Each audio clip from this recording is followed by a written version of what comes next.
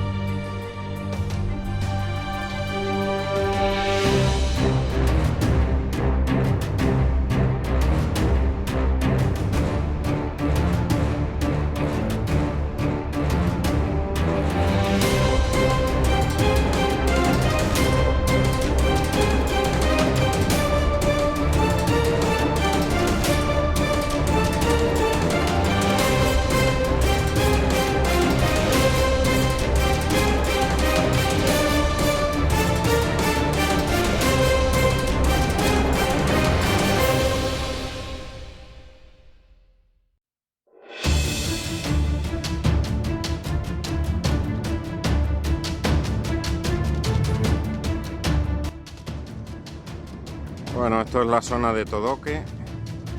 Como veis aquí el restaurante Altamira y se lo está llevando en estos momentos, y dentro de nada, que serán 4, 5, 6 horas, cruzará toda la carretera, con lo que ya quedará incomunicada la carretera de Puerto Nao. Habrá que ir por la costa.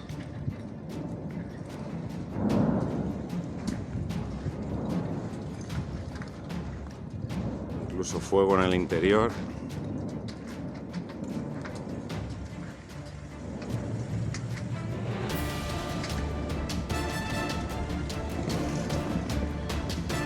Avanza lento, pero como podemos ver, bastante seguro.